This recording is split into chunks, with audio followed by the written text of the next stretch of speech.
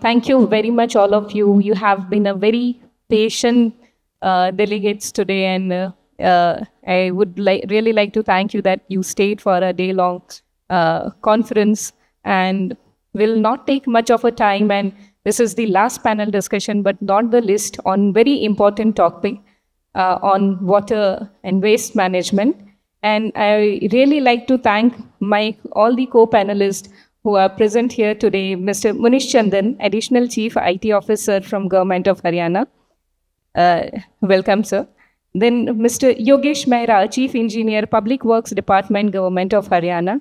I really welcome you, Yogesh ji. And Ms. Amita Pathriya, Sanitation Specialist, WaterAid India. Thank you so much for joining us today. So starting with the panel discussion, I would really like your opening remarks on a very common point of view. That is, as citizens and rural areas alike strive for sustainable development, how can innovation and digital integration transform the way we manage water, sanitation, and waste management at the grassroots level? So starting with you, Munish ji. Ma'am, participation is very low. Yeah. That is the demerit of the last. We have been listening since morning how urban development and infrastructure development is helping achieve many goals, and how new technology, new AI, other services, they are helping to achieve the desired goals. I'll touch upon the IT segment of this whole delivery. See, every department, they are having their front face as one of the websites or some mobile apps. But these utilities, the water, sanitation, the property, electricity, these things, they need to be paid with the click of a button. Gone are the days when people go in the lines, stand in a long queue and then pay their electricity. Otherwise, their electricity be disconnected. So thankfully, we have a unified payment system where NPCI is all the payments are digital right now. I remember when demonetization started, from a cash full economy, we went low cash, and now we are fastly moving towards a cashless economy. So there is some time to get that milestone towards a fully cashless economy. But Haryana's journey towards that cashless economy has been splendid. In 2016, when this started, Haryana was the first state to get the target to achieve 62 crore transactions, 620 million transactions by the citizens. There was no mechanism to monitor how many transactions, cashless transactions, are getting done other than the bank NEFT and RTGS transactions. The card-based transactions, the UPI transactions, the smart card transactions, the Ola Uber transactions, the transactions which you are going to pay the toll on the metro, there was no mechanism. So Haryana was the first state to get a consolidation portal developed. In 2017, we developed that, and all the stakeholders used to communicate, even the banks, around 38 banks, they used to communicate, share the data through APIs on all the digital transactions which were happening throughout the state. This initiative was appreciated by MITI that time so well that it was asked all other states to replicate. And many states, they came to us and we volunteered on pro bono basis. We have replicated this portal that time. Now this portal, this integration is not that significant, but the journey is significant. From 62 crore transactions per year, per financial year, to 300, 400 crore digital transactions per year. That is the journey. And if you ask overall figure that is published on the DigiPay dashboard of Government of India, Haryana stands second among the largest digital transactions carrying state in the country. So that around 12.5 transactions per citizen is doing in Haryana towards the cashless part. So that is the second largest state, as I mentioned, as of the data 31st March 2025. So with 2% of the country's population, Haryana has secured with the transactions, they are around 6% of the digital transactions of the country. With 2%, just 2% of the population. So I must say that Haryana also doing all the major transactions like the farmer payments, the RTI payments, the commission agents, the mandi transactions, everything is digitalized and all the transactions are through the NPCI payment gateways. And I'm pleased to inform that around last 4 years, we have made around 1.45 lakh crore of transactions that through an in-house system developed in the state, through the developers which we have in our team. So all the utility bills, as you mentioned, that water bill payments, they are all integrated with the UPI based systems, the BBPS Bharat bill payment system. We were among the first few states who integrated, and other states then followed. So I'll just say that not only cashless, paperless and faceless, but fearless governance is also the vision. That is the safe governance, where the transactions safety is our major concerns. We are contributing a lot to develop the infrastructure, the IT infrastructure behind where everybody is writing their applications, the data is flowing seamlessly. So all those IT interventions, the IT department is taking care, and with the able administration of our honorable CM, we are able to achieve this vision of paperless, cashless, faceless, and fearless. That is the secure governance. So there were many innovative initiatives also taken during this time. COVID, when going outside was prohibited, Haryana was the state who launched the cashless delivery, the bankless delivery of cash at home. So we integrated our systems with the post offices, and the postman used to go to the citizen's home, and with the AAPS transaction, up to 10,000 of cash per day was delivered. So there are many more IT interventions and cashless interventions which we did, and Haryana is now positioned at a very good spot in the country with regard to the IT intervention. So thank you, Munishji. It's a huge leap that you have mentioned, and so wonderful work your department and you have been doing. And so congratulations to you, and we wish you that in coming years it will be more successful, and I know many states will follow you to this. And we ahead. See, we would like to your opening remark also, as we say that your views on how to manage this water and sanitation waste and the financial transaction at the grassroots level. So, what is your take into it in the to integrate the digital transformation?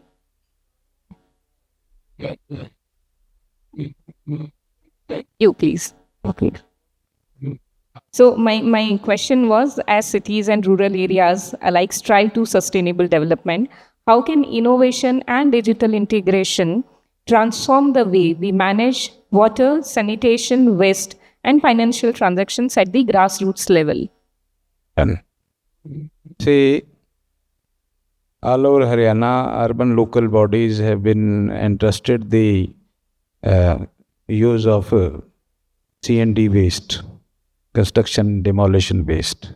But unfortunately, only solid waste management is being done, and construction waste is being left behind. We would love that if somebody take care of that C&D waste, then that material we can use in our berm areas where we face many problems regarding this black top carriageway damages due to lack of this proper compaction of the berm area. So that material we can use if they process as per their prerogative. But use of the C&D waste, making them at grade, it in the prerogative of ULB. So we are waiting when they will start that process of C&D waste, and after that we will be able to use that material in our construction issues. That's right, but see, ma'am, there is a issue because the cost involved is very high. Because machinery as well as handling as well as electrification charges, so much variable cost, land involvement, pollution impediments. There are so many things that private players are not successful in this venture. So government has to take lead in this, and even in Haryana also at senior level, various discussions are in progress. Many teams have visited Indore. Indore is a very good example, and we are also trying to venture in this field. Because at one day there may be a situation that our PWD may be called for this job. So we are in the preliminary exercises, and let's see when the sunny day will be there. One thing I will share on this platform regarding the data, how data is beneficial to the engineering wing. See, in the year 2023, government published the accidental death rate per year as 1,68,000 per year in India. Though in 2024, the data is yet to be published, but unofficially they have told that it is 1,80,000 per year. That means every 3 seconds we are losing one person. And as per Government of India calculation, the social cost for each death is 91 lakh. Just imagine the cost what we are losing in road accident deaths. Now, in this, what I have told this, why I have told this, because many states are doing very good job. Punjab government is already advanced in this direction. They have developed a research center just to investigate what are the causes, where the accident rates are more, and what to be done. Now they are in such a situation, they have established the points where death rate is more, and at what time the death rate is more, they are so precise. So they have started keeping ambulances at that point, at those interval spots. So with these interventions, they have reduced the accidental deaths in the entire state. And that effort have been appreciated in international level and national level also. Mr. Navdeep Asija is the advisor of road transport in Punjab. He is the alone authority taking lead in this matter. And we also call him for his guidance. So, as far as this infrastructure upgradation is concerned, this solid waste retreatment, or that if it is done, that will be beneficial to us. And about this difficulties in IT sectors, if we improve the conditions in Haryana, especially in Panchkula, then it may be the cause of retrofitting, because wherever we have to install any signs or any boards to inform the civilians, then additional retrofitting cost that will be involved. Retrofitting cost is a big issue. Somebody, HSVP has constructed a road, and next day ULB come and dig that just to fix a new signage or variable message signboards. You are right, your respect, but that involve additional costs. So this is what. Feedback very well noted, sir. So over to you, Amita. Yes, so coming from a perspective of an NGO, at WaterAid, we implement projects on WASH, which is water, sanitation and hygiene, and we work in rural landscapes. So I'll talk in that respect. regarding the sustainable approach, the innovative approach, and how integrating, a cashless economy, it will be, accepted or not accepted, how we think it is. So basically, we need to first think that what sustainability actually means, because SBM 1 happened, crores of toilets were built. And, unfortunately, the sustainability aspect was missing at that point because, a lot of places, water supply was not there. For many reasons, be it behavior change activities and all, toilets were not used. And now in phase second, which already, that also ended almost. There we are talking about, water supply, how water supply, JJM and SBM has to be integrated, and how toilets are to be used. And, the toilets have been defunct since a long time. And, so we need to understand that, our country is all about infrastructure driven projects. And it's very important to understand the sustainability aspect, that okay, project बना दिया है, अब इसको चलाना कैसे है.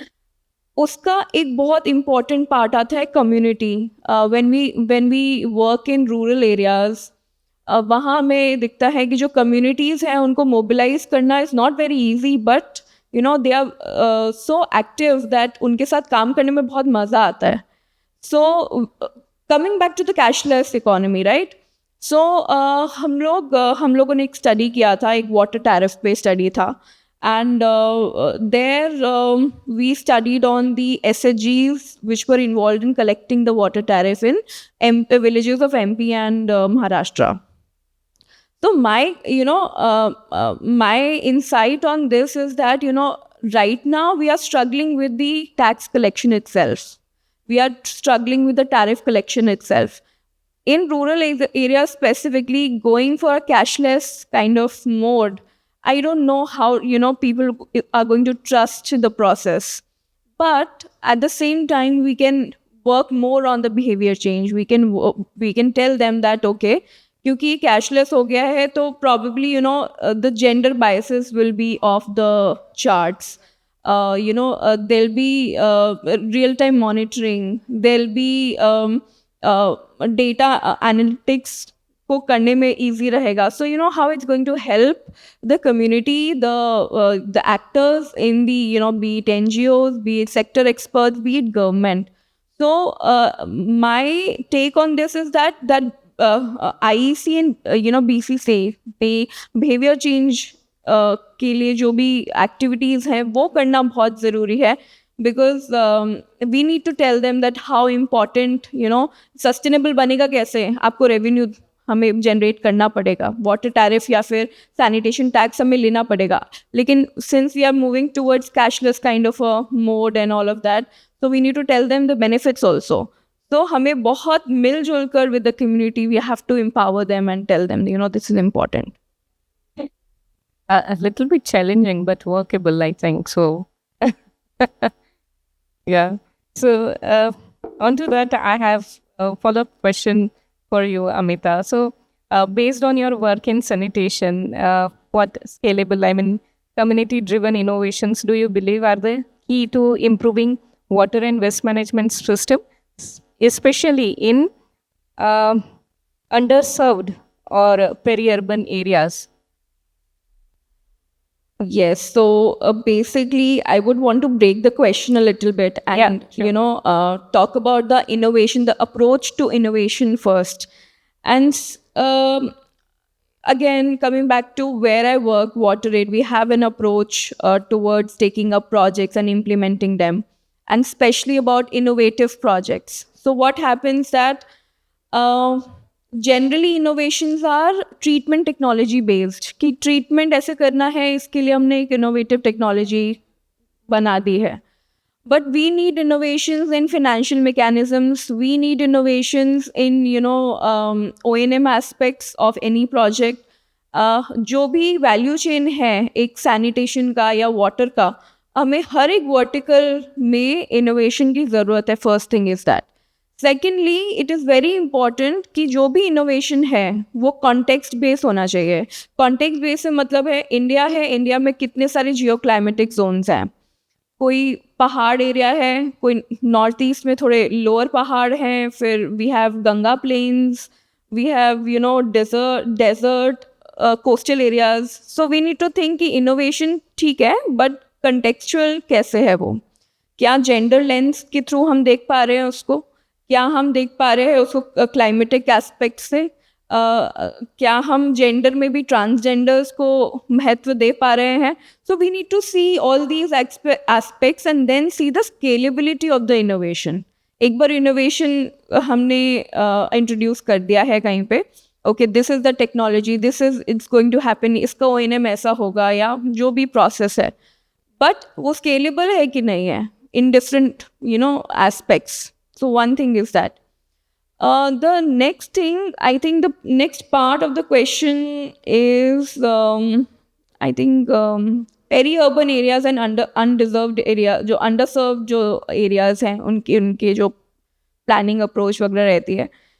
तो जो फोकस होना चाहिए वो बेसिकली वेस्ट टू वेल्थ पे, हमें हर प्रोजेक्ट में वेस्ट टू वेल्थ पे फोकस करना चाहिए. Community is very crucial in all the projects, हमें वो ध्यान देना चाहिए. And as a stakeholder community को मोबिलाइज कैसे करना है, प्रोजेक्ट उनका कैसे बनाना है, ये बहुत इम्पोर्टेंट है. So that would be it from my side. That's great, Amita. So good to see you have a whole plan and how to escalate that. Now, my question is to Yogesh ji. Yogesh ji, you discussed about the challenges and what are the bottlenecks. But we would also like to know that आपका जो plan है for this infrastructure perspective से, so क्या innovations आप आगे देख रहे हैं are being adopted or planned within the Haryana Public Work Department, or how are they being aligned with the smart city goals? ऐसा कोई आपका प्रोजेक्ट आप प्लान कर रहे हैं ऐसे? Can you discuss about that? Yeah. In the just last month, our Chief Minister has announced in the Assembly that in this year they will be constructing 100 smart roads. 100 kilometers of smart roads in the entire state. Smart road means that will be better facilities for the road users. Say speed calming measures, better information management, better facilities for the pedestrians, and better crossing facilities. Intersection will be managed better. So all smart facilities will be provided on those stretches. So entire, in this the year 25-26, government will try to make such 100 kilometer of length in the entire state. We are planning, and we are sure that we will be completing those. But you see, as far as Panchkula is concerned, we have certain problems also. Traffic is increasing day by day. Density on the roads is increasing day by day. Every second, third person is having car. So at 5 o'clock or in the morning at 9 o'clock, you barely can reach the speed of 60 kilometers per hour in the car. With this traffic density, it is very difficult to manage the traffic smoothly and avoid the delays. And constraints are geometric design. We have a limited right of way. We cannot extend our roads beyond certain limits. Within that limit, we have to apply that traffic. This is a constraint with us. Now, if we want to channelize those traffic, then we have to advise the public that light vehicle have to move in this lane, heavy vehicle have to move this lane, and that will require retrofitting. Earlier I have told, retrofitting, another cost is involved. So in totality, the cost factor keeps a much importance. Another thing, government goes, government comes, changes are there in political scenario. Sometimes this government proposes something, next government do not prioritize those issues. That becomes wastage also. So the things provided should also be maintained. Thirdly, the infrastructure should be also be operative. I will give an example. I reside in a residential society in Panchkula, and they have made a norm that everybody whosoever will keep a pet, he will have to register in the municipal corporation. So I sent my man to register my pet to the municipal corporation. For consecutively 4 days, he attended that office, deposited the fees. First day they told that whatever the details of the pet are there, you put in the portal. Okay, ji, that portal. Next day, oh, you bring a photograph of that puppy. Okay, ji, that photograph are also part of that portal. Third day, they told that, oh, fee deposit also be done. 550 rupees fees you should deposit online. Okay, ji, that will be done. Fourth day, they told that the portal is slow and it will taking much time. By evening of the fourth day, they told that we are trying to develop our new portal and we will let you know. Your fees is deposited and you have the receipt of your deposit. Whosoever will call regarding this license, you show the fees that you have deposited with this. This is the hardship of our system. हाँ वो portal ma'am अभी नया okay okay thank you so I am not criticising man I am just highlighting the hardship of our system.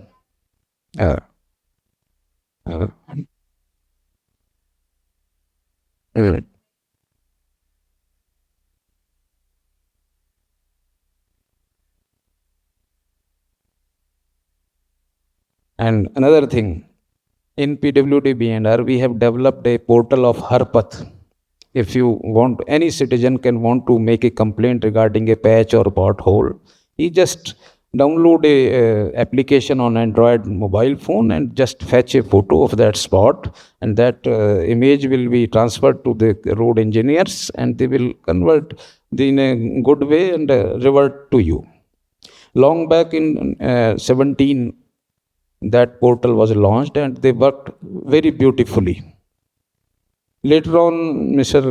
Manohar Lal Khattar was the chief minister. He told, no. All portals will be under one umbrella.